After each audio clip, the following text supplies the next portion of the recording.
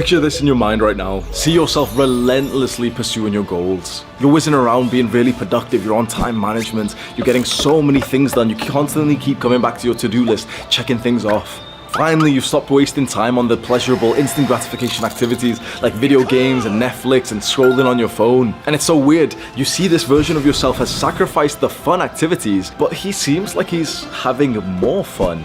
Jeffrey will shout at you for this. Jeffrey will say that, no, you could die any second, so you should have as much fun as possible. You should take the drugs, you should play the video games, because you never know how long you're gonna live anyway. Why are you working so hard? Does that sound like a good person? Does that sound like someone that you should listen to? Adonis, on the other hand, expects better from you. He says, well done. He respects the work that you're putting in, but he sets high expectations for you. You notice those expectations, those high standards that Adonis has, and you're like, fuck, okay, let me do more. And so you do more and you feel even better.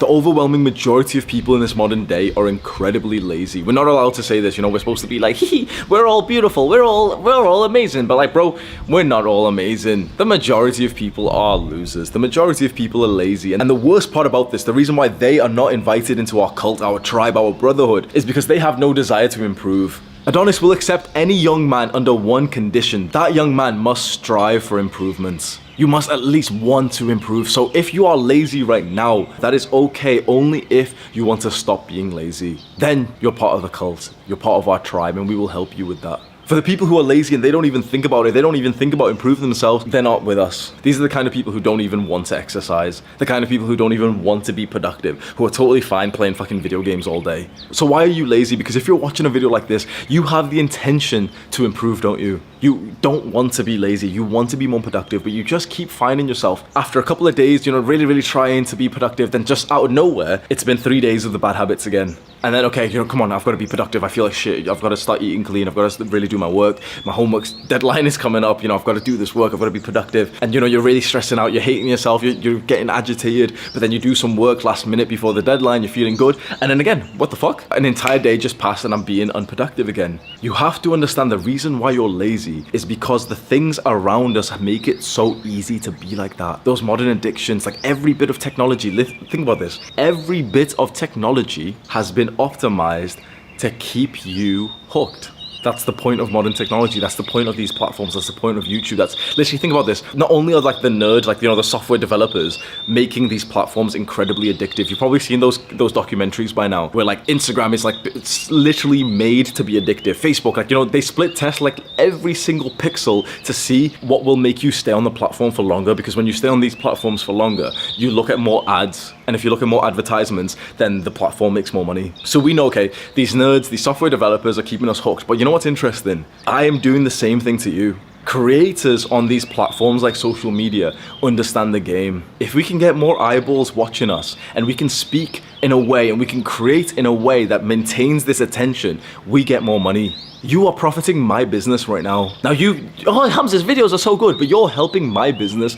How about helping your own? Because you see, after a while of being on YouTube, I understand the game. I know exactly how to talk to hook your attention. I know exactly how to portray myself to hook your attention. No other YouTuber will tell you this shit, will they? Because like, oh, well, if I admit my secrets, they might not watch me. Like, that's small dick thinking. I will tell you the truth. I'll always speak to you in an unfiltered manner. I have done very dark research on how to like hook attention. Why do you think the channel's doing so well? Why do you think I have an incredible level of influence over our generation right now? So why are you lazy? Because everyone wants your attention and you keep giving it out for free. Worse than giving it out for free, you keep giving it out and profiting the people that you're giving it out to. You need to start investing your attention into yourself. The only time that I was able to make progress in my life was in 2020, halfway through 2020. I went on what's called a dopamine detox. Everyone fucking argues with me on this and they're like, oh, well, dopamine detox isn't scientific. That's not how, shut the fuck up, bro. That's not how dopamine detox, shut up. Do I look like a scientist?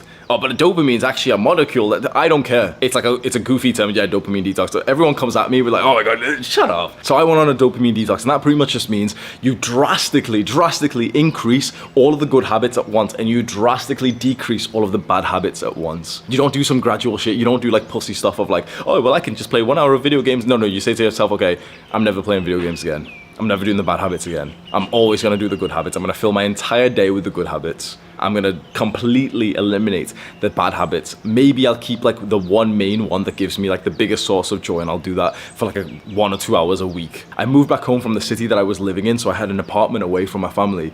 I was living there, and I literally moved at, I was age 22, 23. I moved back home to live with my family after I had just moved out. Just so I was like in my little childhood bedroom, and I was like totally focused. I couldn't take drugs, I couldn't party, I wasn't doing anything social there. That was the most productive time of my life. All the attention that I had, I put that into my own growth and into leading this movement. So much growth came from that. You don't realize how much of yourself you're giving away to other people and businesses in this modern day. There's 100 reasons why you feel lazy, and there's one big one that I'm also going to cover in this video. But I think the first thing you need to ask yourself is, how much attention am I giving away to other people and businesses instead of myself? Because it's really easy to cope and say that, no, you know, I'm giving my attention to like social media, but it's really good for me. I'm giving my attention to this YouTuber, but it's good for me. Maybe there are some, hopefully it's me, but maybe there are like a YouTuber who's drastically changing your life, and you're like, okay, fuck, this is worth it. There's pretty much one YouTuber who that is the truth for with me, which is a YouTuber called First Man. Hopefully I am that YouTuber for you. Hopefully it's First Man as well, because he's a fucking sick YouTuber. But the rest of them, bro, they're not worth, like, no offense, but I don't think there's many people who are worth watching and spending your time on. There's not that many like original creators who are like, you know, producing life-changing content, who are like, you know, saying their own things. A lot of them in every space, but I only really look at like the self-improvement space. A lot of them are just not really life-changing, and so you give your attention to them because, you know, I really like this guy, he's really funny. Well, congratulations, you profited his business. Did you truly get something from that? Is your life changing by the specific person that you watch online? Is your life being positively improved by the people that you follow on Instagram? Because unless, like, go through your Instagram follows, you know, the people you're following, click on someone's page and literally just ask yourself, is this person impacting my life in a positive way by following them? And if the answer is no, and you continue following them after asking that question, you're a little Jeffrey.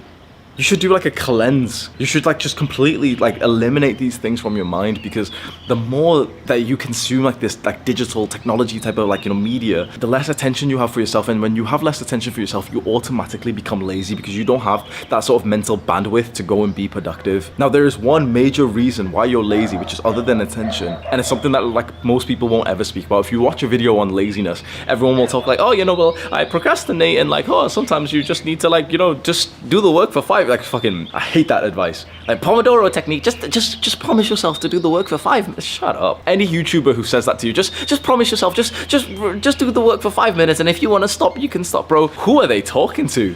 What kind of audience do they have that like these man-children need to convince themselves? Just 5 minutes? No. Go and do the fucking deep work block of like 1.5 hours to 3 hours. Stop being a little bitch. There's one reason why you can't do that. There's one reason why you're still staying lazy. There's one reason why you have like some levels of ambition, but you can't do the work. No one's going to speak about it, and I don't know why, because it is becoming acceptable to speak about it. It's about your mental health. It's your mental health. If you have depression or anxiety, if you have childhood trauma, you're not going to be able to focus. If you have, like, more people than you realize have what's called CPTSD, complex PTSD. PTSD is post-traumatic stress disorder. And you may know something about that in terms of, like, people get PTSD when they go to war, or maybe someone gets, like, raped or mugged or attacked and then they get PTSD. PTSD is like a one-time traumatic event in which the person's brain kind of messes up and kind of makes them feel like they're still stuck in that dangerous environment, even when they've like moved on from it. And if you look at some works from therapists and books, the phrase that they always use is that their treatment may cure PTSD. Their treatment may help the symptoms of PTSD. May. Complex PTSD, CPTSD, is levels above normal PTSD. CPTSD is what you would probably go through in childhood if you didn't have like very nice parents. It's, imagine PTSD, you know, a traumatic event, but tens of times, hundreds. So imagine if you had like traumatic parents, you had abusive parents who like, you know, beat you, slapped you, screamed at you, threatened you. You would have PTSD for pretty much every event that you went through as a child. And at least for me personally, there's hundreds. Maybe like pushing on maybe 1,000 incidents of like total fear that, you know, my parents are threatening me. They're saying that they're gonna break my legs. They're saying that they're hitting me, they're slapping me, they're beating my brother, they're beating my sister. Like, my parents are very different now, and they understand that they really did wrong there. They've really developed, especially because they've seen like sort of my work here on YouTube and my discussion of like mental health and love and gratitude. They didn't know what they were doing wrong. And the thing that they would always say is like, that's how they were raised as well. And I hated them saying that, because I literally just thought like, well, am I gonna do the same thing? And you know, that's like a cope, like what you've got control. I realize now, like that is actually the most valid, I know we're getting sidetracked, but I realize now that is like the most valid sort of excuse of a parent being abusive, is that you can never get more valid than them saying, yeah, my parents were like that, because trauma passes down from generations. When I make a video like this, I'm supposed to give you like the same disclaimers that all YouTubers, I'm not a qualified therapist, just get it. The thing is, right, the majority of young people are just not ever going to get therapists. It's pricey and there's a lot of friction to sign up to that service. And so whilst I can be a normal YouTuber and tell you like, oh yeah, like, you know, make sure you go discuss with a qualified therapist and everything, like you're probably not gonna. I wasn't for the first few years when I understood, okay, mental health is important, therapy and everything. I didn't get therapy up until like a year and a half into my self-improvement journey, and I only got it quite simply just because I was making a good amount of money from my business. So like the price of therapy was like nothing towards me, but for a lot of people, like it's actually pretty damn expensive. For like a good therapist in the UK, it costs like £100 per session, so it's like £400 a month, which is like quite significant for a lot of people. So everything I'm about to tell you is like bro science, like bro psychiatry.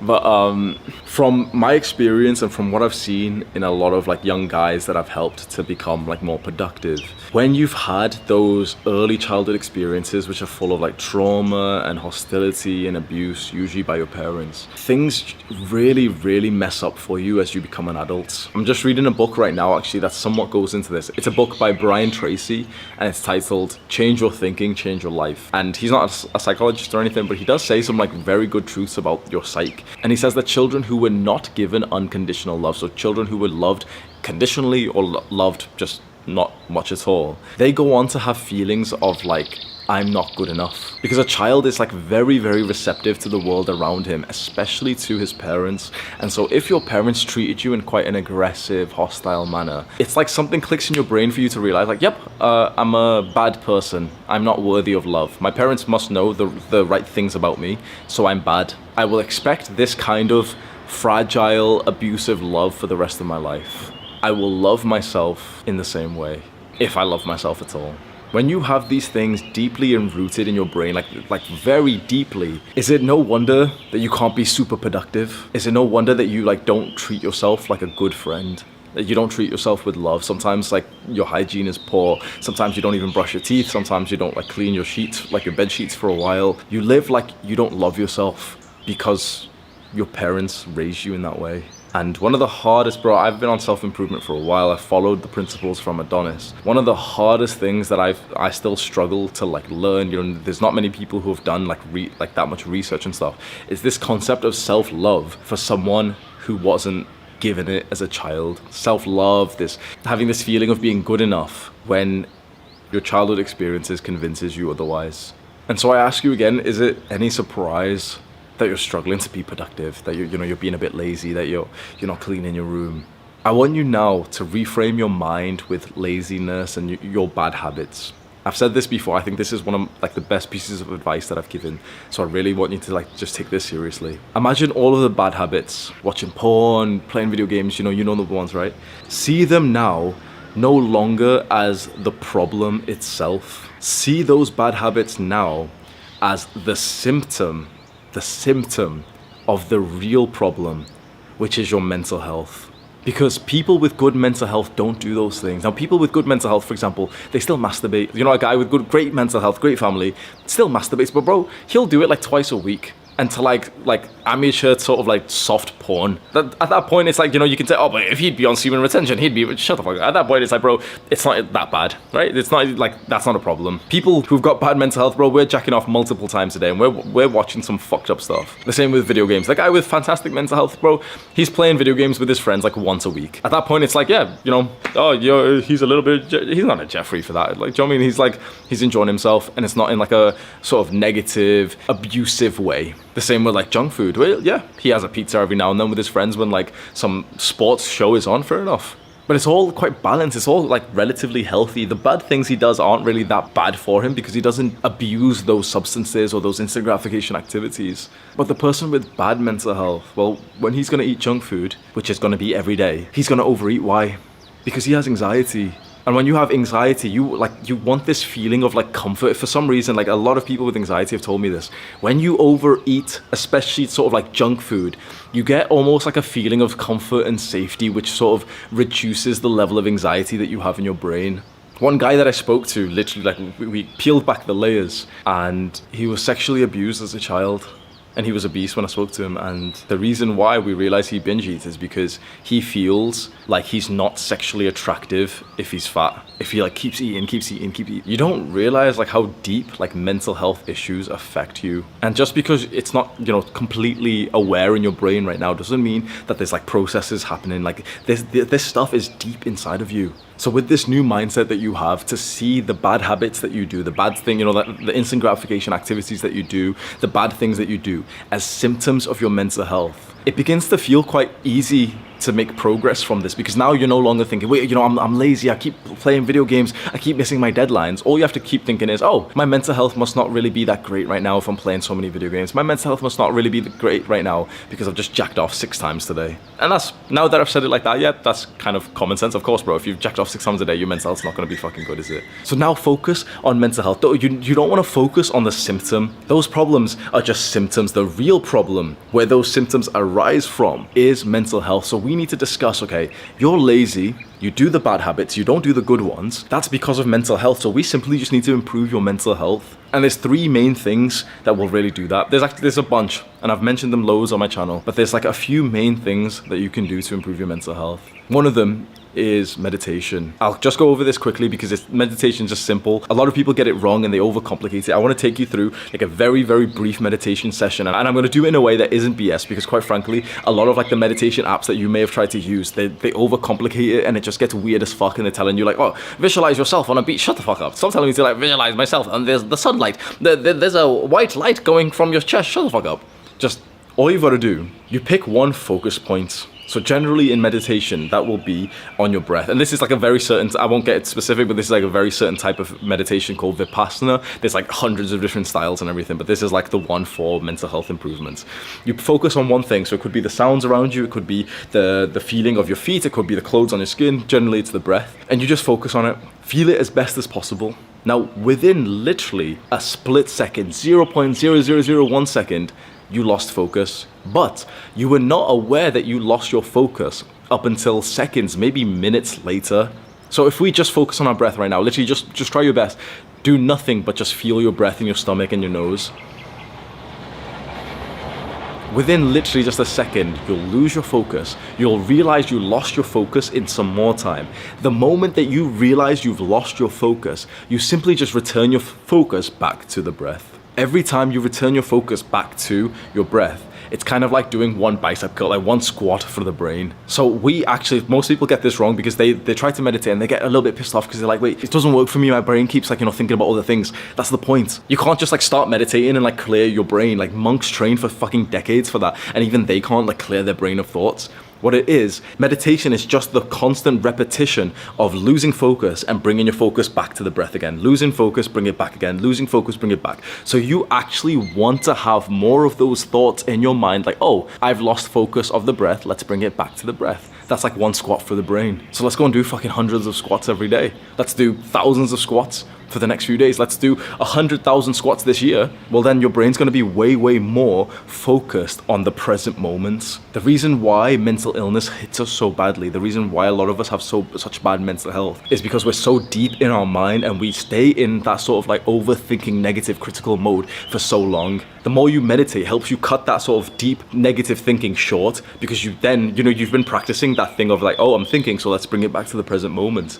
The more you meditate, the faster you get that realization. So, you know, when I said, okay, well, you lose focus in like literally 0.1 seconds, but you don't actually realize you've lost the focus. No matter how much you think you do, you don't realize you've lost the focus till seconds, minutes later. Well, the longer you meditate, that gap of that realization, that awareness that you've lost focus goes faster and faster and faster. So at first, like before you meditate, especially with modern times, because like our attention spans are so fried, you're going about life not even realizing that you're deep in thought. But then you start meditating and you start realizing, oh, I'm deep in thought, like a little bit more, and then a little bit more, then a little bit more. Then years pass by and you've been consistently meditating. Then you start to realize that you're deep in thought within the first few seconds instead of minutes, instead of hours. So imagine saving an entire hour of like this negative, self-ruminating, negative, critical thoughts because you started meditating it last year. That's how it changes your life. The second thing, I mention these things all the time, but I really want to go through them again because the second thing to improve your mental health is gratitude journaling. It's so simple. I do this every single morning. Just grab a piece of paper and just write, I'm grateful for X. Write in full sentences. Don't be a little bitch. Don't be like, oh, Hamza, can I do it on my piece? Shut the fuck up, bro. Can I do it on my computer? Can I just bullet point what I'm grateful for? Can I write the same one every day, Hamza? When people ask me this, I literally just think, come on, bro. Have some respect for yourself. Like, are you literally saying to me, like, I can't think of anything else, or can I just write the same one every single day, Hamza? Is it still gonna help? Like, come on. Have some respect. So you write a new one every single day, and you write multiple, and you write in full sentences. It doesn't need to be like, a quick 30-second boost to your mental. Shut the fuck up. Stop trying to search for like shortcuts and stuff, right? You write in full sentences, and you write, I'm grateful for X. I'm grateful for this camera, which has helped me grow my YouTube channel. I'm grateful for the beautiful views around me. I'm grateful for the people who have been so friendly here. And you start doing this like every day, and you'll find that the more you write these things down, the more the thoughts of gratitude will naturally pop up in your brain. So before you start this practice, you're just kind of a normal person. You don't often get the thought, like normal people don't often, just go about life and get the thought like, oh, I'm grateful for X, I'm grateful for this. Do they? It's because it's not like something that we really think about. Well, the more that you put the intention to focus, like do focused practice of gratitude journaling, the more that your brain will start to do it automatically. And that's beautiful because then you're going to go about your day and like you'll be naturally going to get thoughts of gratitude. That's really nice. Then if you want to skyrocket this, if you want to take this to the next level, start writing letters of gratitude. My life changed forever when I wrote a letter of gratitude to my father. I remember I was taking like some random online course about mental health, and it said to like, okay, we're going to get serious, write a letter of gratitude to someone in your family.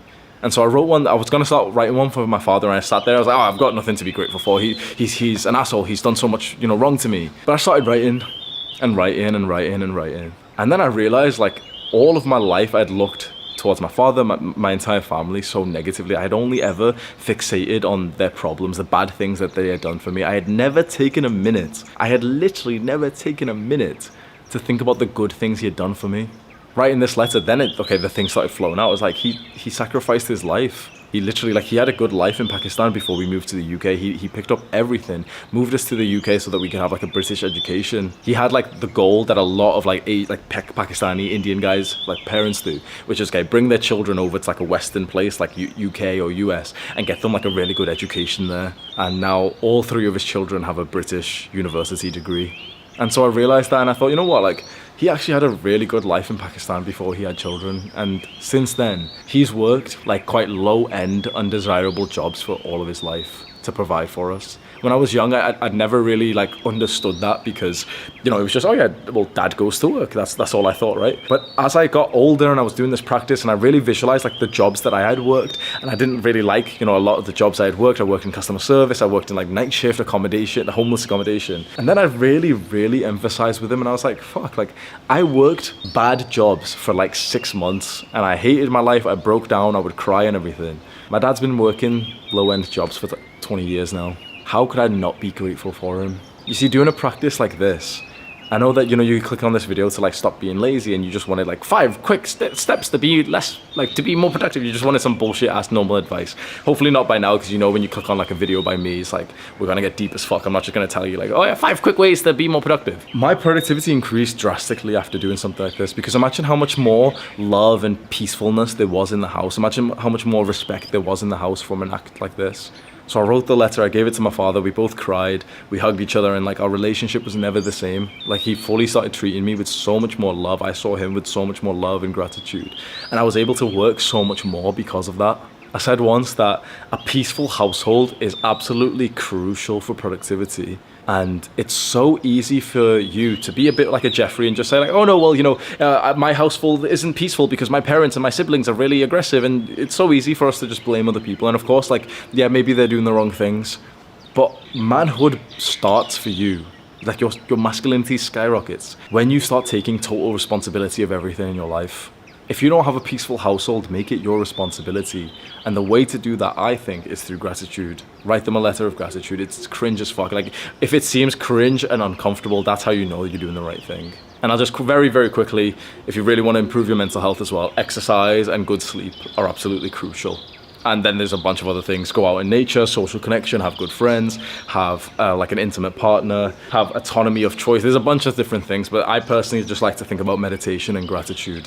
I hope this video helps you to become more productive, because when I was in this stage about 2 years ago, and I was like really procrastinating on the things that I wanted to do, on making this YouTube channel, it was a very dark time for me. And I really wish that I discovered a video like this which really emphasized the importance of maintaining my attention for myself instead of other people, because I was watching a lot of people on YouTube, and I was watching on, like, you know, I was scrolling on Reddit and Instagram and everything, and I never realized like how valuable attention is. Like, your productivity is literally just focusing your attention on your work instead of the work of other people. I wish someone told me that earlier, and I wish someone told me earlier the importance of mental health. This video took a different spin than I thought it would, than you probably thought it would, but I really think that this is more valuable than me just being sat here and just saying like, oh, well, no, step number 1, try the Pomodoro technique. Shut the fuck up. Oh, step number 2, download the Forest app. You see, guys, you can plant a tree, and then if you've done work, but if you leave the app, then the tree dies. Shut the fuck up, bro.